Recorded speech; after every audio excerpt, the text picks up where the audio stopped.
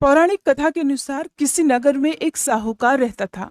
उसके घर में धन की कोई कमी नहीं थी, लेकिन उसकी कोई संतान नहीं थी, जिस कारण वह बेहद दुखी था। पुत्र प्राप्ति के लिए वह भगवान शिव की पूजा करता, हर सोमवार व्रत रखता और पूरी श्रद्धा के साथ मंदिर में जाकर भगवान शिव और माता पार्वती की पूजा किया करता। उसकी भक्ति देखकर एक दिन माँ पार्वती प्रसन्न हो गई और भगवान शिव से उस साहूकार की मनोकामना पूर्ण करने का आग्रह करने लगी। देवी पार्वती की इच्छा सुनकर भगवान शिव ने कहा, हे पार्वती, इस संसार में हर प्राणी को उसके कर्मों के अनुसार फल मिलता है और जिसके भाग्य में जो हो उसे भोगना ही पड़ता है। लेकिन पार्वती जी ने साहूकार की भक्ति का मान रखने के लिए और उसकी मनोकामना पूर्ण करने की इच्छा जताई। माता पार्वती के आग्रह पर भगवान शिव ने साहूकार को पुत्र प्राप्ति का वरदान तो दिया, लेकिन साथ ही ये भी कहा कि उसके बालक की आयु केवल 12 वर्ष होगी। माता पार्वती और भगवान शिव की इस वार्ता को साहूकार सुन रहा था। उसे सुनकर ना तो इस बात की खुशी हुई और ना ही दुख, बल्कि वह तो पहले की तरह ही भगवान शिव की पूजा करता रहा। कुछ समय के बाद साहूकार के घर एक पुत्र का जन्म हुआ। जब वह बालक 11 वर्ष का हुआ तो उसे पढ़ने के लिए काशी भेज दिया गया। साहूकार ने पुत्र के मामा को बुलाकर उन्हें बहुत सारा धन दिया और कहा कि तुम इस बालक को काशी विद्या प्राप्त कराने के लिए लेकर जाओ। रास्ते में यज्ञ कराते हुए जाना। जहां भी यज्ञ कराओ वहां पर ब्राह्मणों को भोजन कराकर दक्षिणा देते हुए ही आगे जाना।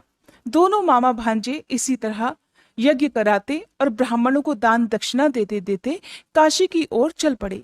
रास्ते में एक नगर पड़ा, जहां उस दिन नगर के राजा की कन्या का विवाह था। लेकिन जिस राजकुमार से उसका विवाह होने वाला था, वह राजकुमार एक आंख से काना था। राजकुमार के पिता ने अपने पुत्र के काना होने की बात को छुपाने के लिए एक चाल सोची। साहूकार के पुत्र को देखकर उसके मन में एक विचार आया। उसने सोचा, क्यों ना इस लड़के को दूल्हा बनाकर राजकुमारी से विवाह करा दूं। विवाह के बाद इसको धन देकर विदा कर दूंगा और राजकुमारी को अपने नगर ले जाऊंगा। लड़के को इस प्रकार दूल्हे के वस्त्र पहनाकर राजकुमारी से विवाह करा दिया गया। लेकिन साहूकार का पुत्र बहुत ईमानदार था। उसे यह बात बिल्कुल ठीक नहीं लगी। उसने अवसर पाकर राजकुमारी की चुन्नी के पल्ले पर लिख दिया कि राजकुमारी, तुम्हारा विवाह तो मेरे साथ हुआ है, लेकिन जिस राजकुमार के संग तुम्हें भेजा जाएगा वह एक आंख से काना है। मैं तो काशी विद्या पढ़ने जा रहा हूँ। जब राजकुमारी ने चुन्नी पर लिखी हुई बातें पढ़ी तो उसने अपने माता पिता को यह बात बताई। राजा ने बात जानकर अपनी पुत्री को विदा नहीं किया, जिससे बारात वापस चली गई। दूसरी ओर साहूकार का बेटा और उसका मामा काशी पहुंच गए और वहां जाकर उन्होंने यज्ञ किया। जिस दिन लड़के की आयु 12 वर्ष हुई, उसी दिन यज्ञ रखा गया। लड़के ने अपने मामा से कहा कि आज मेरी तबीयत कुछ ठीक नहीं है। सुनकर मामा ने कहा, तो तुम अंदर जाकर सो जाओ। शिवजी के वरदान अनुसार कुछ ही क्षणों में उस बालक के प्राण निकल गए। मृत भांजे को देखकर उसके मामा ने विलाप शुरू कर दिया। संयोगवश उसी समय शिवजी और माता पार्वती उधर से जा रहे थे। पार्वती जी ने भगवान शिव से कहा कि प्राणनाथ, मुझे इसके रोने का स्वर सहन नहीं हो रहा। आप कृपया इस व्यक्ति के कष्ट को अवश्य दूर कीजिए। जब शिवजी मृत बालक के समीप गए तो वह बोले कि देवी, ये तो उसी साहूकार का पुत्र है जिसे मैंने 12 वर्ष की आयु का वरदान दिया था। अब इसकी आयु पूरी हो चुकी है। सुनकर देवी पार्वती के मन में ममता जाग उठी। देवी पार्वती कहने लगी, हे महादेव, आप इस बालक को और आयु देने की कृपा कीजिए, नहीं तो इसके वियोग में इसके माता पिता भी तड़प तड़प कर मर जाएंगे। माता पार्वती के आग्रह पर भगवान शिव ने उस लड़के को जीवित होने का वरदान दे दिया। शिव जी की कृपा से वह लड़का जीवित हो गया।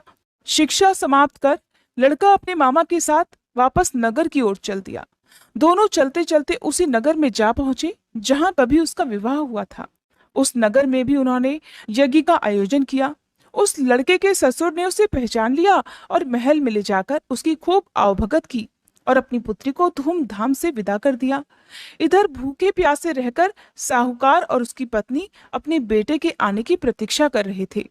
उन्होंने निश्चय कर रखा था कि अगर उन्हें अपने बेटे की मृत्यु का समाचार मिला तो वे भी प्राण त्याग देंगे।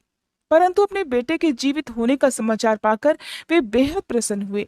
उसी रात भगवान शिव ने व्यापारी के स्वप्न में आकर कहा, हे श्रेष्ठी, मैंने तेरे सोमवार के व्रत करने और व्रत कथा सुनने से प्रसन्न होकर तेरे पुत्र को लंबी आयु प्रदान की है।